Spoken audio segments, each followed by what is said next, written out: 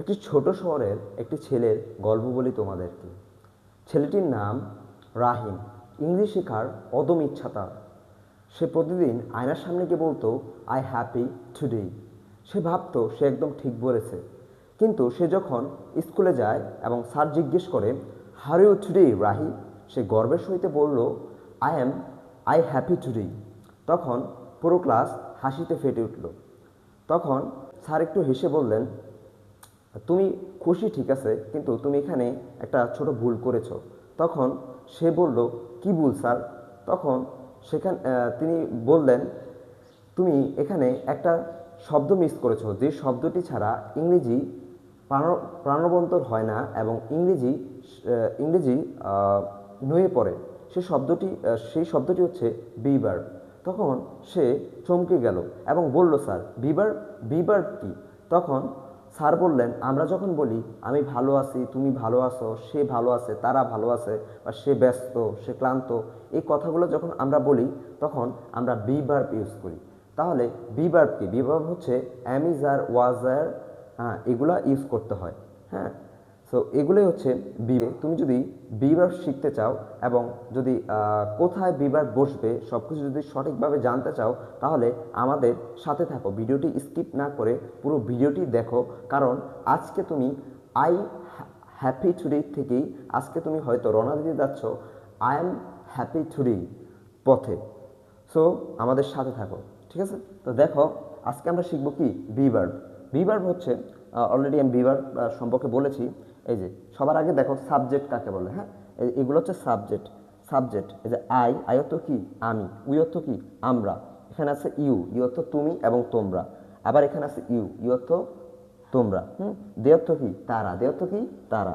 দেন হচ্ছে figure two. Figure two মানে কি? দুইজন মানুষের নাম। দুইজন মানুষের নাম বলতে এখানে বোঝানো হয়েছে, যেমন হচ্ছে রহিম করিম, তারপর হচ্ছে রাকিব সাকিব, এরকম দুইজন মানুষের নামের ক্ষেত্রে কি হবে? Figure two. তারপরে এখানে তোমার কি আছে? তারপর হচ্ছে এখানে এই যে দেখো ইট অর্থ কি? ইয়া। হি অর্থ সে, এটা ছেলের ক্ষেত্রে। সি অর্থ হচ্ছে তোমার সিয়ত্ত সে, কিন্তু এটা কিসের ক্ষেত্রে? মেয়ের ক্ষেত্রে। তারপরে রাকিব সাকিব, দুনিয়াতে যত নাম আছে এই নামগুলো তুমি ব্যবহার করতে পারো। তারপরে এখানে হচ্ছে মাই ফ্রেন্ড, আমার বন্ধু, my father, my sister, my brother, এই সকল নাম তুমি এখানে কি ব্যবহার করতে পারো। তাহলে আর এইগুলাই আয়ের সাথে হবে কি? এম। আয়ের সাথে কি? এম হবে। আই হচ্ছে আই এবং উই হচ্ছে কি? First person. আই এবং উই হচ্ছে কি বলতো? First person. এবং ইউ দে এবং ফিগার টু, এই তিনটা হচ্ছে কি? Third person. এই তিনটা থার্ড পার্সন। আর এখানে এই যে আমি আর তুমি ছাড়া পৃথিবীতে যা কিছু আছে সব কিছুই কি? Third person. এই যে এখানে নিচের ঘরের যেগুলোতে দেখতে পাচ্ছ এগুলো সব কি? Third person. এই যে এখানে নিচের ঘরে যেগুলো আছে এগুলা থার্ড পার্সন। তাহলে এই যে দেখো আমি সুন্দরভাবে লাইন করে দিয়েছি যাতে তোমরা কি বোঝার সুবিধা হয় সেজন্য। তো এখন দেখো, যদি বলে এই যে এই ঘরের সিরিয়ালের সাথে এগুলো হবে, এই ঘরের সিরিয়ালের সাথে এগুলো হবে, আর এই ঘরের সিরিয়ালের সাথে এগুলো হবে। এখন যদি বলি যে আমি সুখী, তাহলে কি বলবো? I am happy. I am happy. এখন যদি বলি যে আমি আজকে সুখী, যে আই এম হ্যাপি টুডে, তাহলে আমরা কি বলতে? তাহলে কি আয়ের সাথে কি ইউজ করতে হবে? আই এম হ্যাপি টুডে, আমি খুশি। আমি পুলিশ, তাহলে কি বলতে হবে? I am a police. I am a police. আমি সৈনিক, তাহলে কি বলবো? I am a soldier. I am a soldier, ঠিক আছে? আমি হই একজন সৈনিক। তারপরে উইর সাথে কি হবে? আর হবে। তাহলে উই আর সোলজার্স, আমরা হই আর্মি। ইউ আর সোলজার্স, তোমরা হও আর্মি। হ্যাঁ, দে আর সোলজার্স, তারা হয় আর্মি। হ্যাঁ, Rakib and Sakib are soldiers, Rakib and Sakib হয় আর্মি। তবে এখানে একটা কথা আছে, উই আর হচ্ছে you are they are figure two, এগুলো হচ্ছে কি? প্লুরাল। সিঙ্গুলার ক্ষেত্রে এ ইউজ করতে পারবা, আর যখন প্লুরাল বলবা তখন এ ইউজ করতে পারবা না। কারণ হচ্ছে সিঙ্গুলার মানে হচ্ছে কি? এক বচন, আর প্লুরাল মানে হচ্ছে বহু বচন, মানে একের বেশি। একের বেশি যদি কোনো মানুষ থাকে তাহলে এই ক্ষেত্রে কি? ওই নাউনের শেষে এস বাই এস যুক্ত করতে হবে। যেমন হচ্ছে যদি বলি যে আমি একজন স্টুডেন্ট, তাহলে কি? আমা স্টুডেন্ট।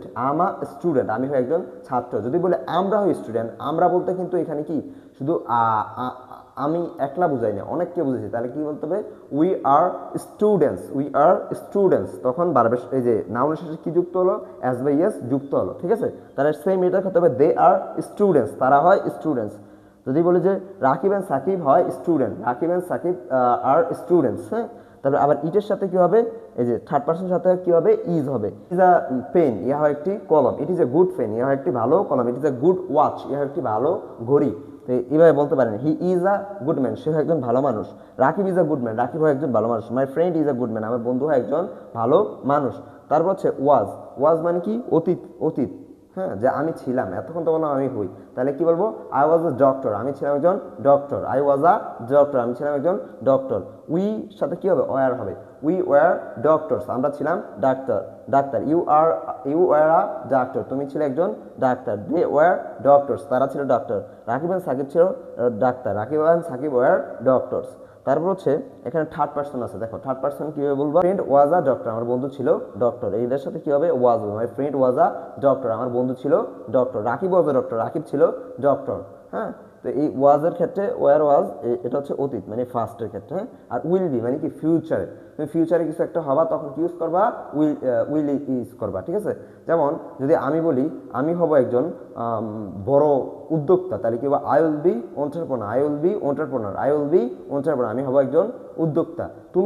তুমি হবে একজন উদ্যোক্তা, ইউ উইল বি এন্টারপ্রেনার। তারা হবে উদ্যোক্তা, দে উইল বি এন্টারপ্রেনার। আমার বন্ধু হবে উদ্যোক্তা, my friend will be entrepreneur, আমার বন্ধু হবে উদ্যোক্তা।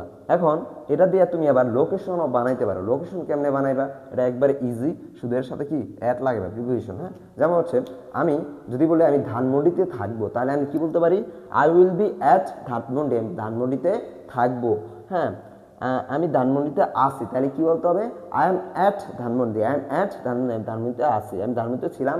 আই ওয়াজ অ্যাট ধানমন্ডি, আমি ধানমন্ডিতে ছিলাম। আর ধানমন্ডিতে থাকবো মানে কি, I will be at Dhanmondi, ধানমন্ডিতে থাকবো। তো এগুলো সবগুলাই সেম, উই ইউ দে যা বলবা সবগুলাই সেম। যদি আমি এখান থেকে একটা বলি, যেমন রাকিব এন্ড সাকিব ধানমন্ডিতে থাকে, তাহলে কি বলবো, Rakib and Sakib are at Dhanmondi. আর রাকিব এন্ড সাকিব ধানমন্ডিতে ছিল, Rakib and Sakib were at Dhanmondi.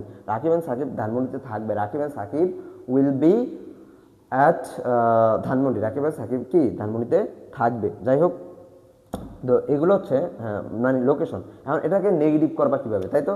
Negative করার জন্য তুমি কি লাগাবা, একটা নট লাগাবা। কি লাগাবা, নট লাগাই দেবো সবগুলোর সাথে, ঠিক আছে। নট লাগাইবা, আর উইলের আগে নট লাগাই দেবে এখানে। হ্যাঁ, তাহলে দেখো, I am not a doctor, আমি হই না একজন doctor. I wasn't a doctor, আমি ছিলাম না একজন ডাক্তার। হ্যাঁ, এভাবে বলা যায়, I was not a doctor, আমি ছিলাম না একজন ডাক্তার। ওয়াজ নট এর শর্ট ফর্মে হচ্ছে কি, ওয়াজন্ট। তারপরে তুমি যদি বলো যে I won't be a doctor, I won't be a doctor, আমি হব না একজন ডাক্তার, এটা এভাবে বলা যায়, I will not be a doctor, আমি হব না একজন ডাক্তার, ঠিক আছে। তারপরে যদি বলি যে আমি ধানমন্ডিতে নাই, তাহলে কি বলবো, এন্ট অ্যাট ধানমন্ডি, আমি ধানমন্ডিতে নাই। এম নটের শর্ট ফর্ম কি, এন্ট। তারপরে আমি যদি বলি যে আই ওয়াজন্ট অ্যাট ধানমন্ডি, আমি ধানমন্ডিতে ছিলাম না।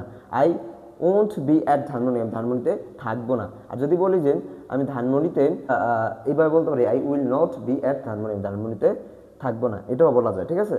দেন এই কটাই ছিল। এখন যদি আমরা প্রশ্ন বানাইতে চাই, তাহলে আমরা কি করব, এই বি ভার্বগুলোকে কি আগে নিয়ে আসবো, ঠিক আছে। এই বি ভার্বগুলো আগে নিয়ে আসবো। তাহলে আমরা এমটাকে যদি আগে নিয়ে আসি, তাহলে আমরা কি বলতে পারি এখানে, দেখেন, এম আই আ স্টুডেন্ট, আমি কি একজন ছাত্র। আমরা কি বানাইতেছি, প্রশ্ন বানাইতেছি, মানে কি ইন্টারগেটিভ করতেছি। কি করতেছি, ইন্টারগেটিভ করতেছি। তাহলে এম আই স্টুডেন্ট, আমি কি হই একজন ছাত্র।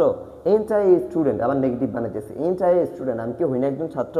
হ্যাঁ, তারপরে আমি যে আবার ওয়াজ নিয়ে আসি, তাহলে কি আমি ছিলাম হয়ে যাবো, ওয়াজ আই আ স্টুডেন্ট, আমি কি ছিলাম একজন ছাত্র।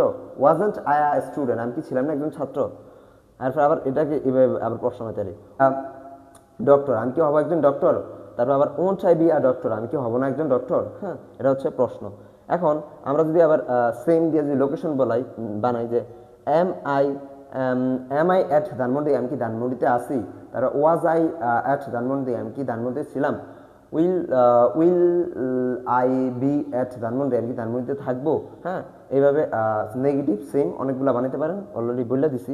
তারপর হচ্ছে, কারণ এখানে অনেক বেশি বলতে গেলে ভিডিও অনেক বেশি বড় হয়ে যাবে, আপনারা দেখতে চাবেন না। যাই হোক, তারপর হচ্ছে আপনারা তারপরে এখানে এটার আগে ডাব্লিউএস কোশ্চেন ইউজ করতে পারেন। কি ইউজ করতে পারেন, ডাব্লিউএস কোশ্চেন। তাহলে ডাব্লিউএস কোশ্চেন কি, তাই তো স্যার, যে ডাব্লিউএস কোশ্চেনটা কি। ডাব্লিউএস কোশ্চেন হচ্ছে যেমন হচ্ছে হোয়েন, হাউ, হোয়ার, এগুলা কি ডাব্লিউএস কোশ্চেন। আচ্ছা, ডাব্লিউএস কোশ্চেনের পরের ক্লাসে আলোচনা করব, কারণ এই ক্লাসে আলোচনা করতে গেলে এটা অনেক বড় হয়ে যাবে, আপনাদের বিরক্ত লাগবে। তো এভাবে নতুন নতুন ক্লাস পেতে এবং একেবারে বেসিক থেকে আমরা শুরু করেছি, আমাদের সাথে থাকুন, ইনশাআল্লাহ আশা করি আপনি ইংলিশ শিখতে পারবেন। আসসালামু আলাইকুম।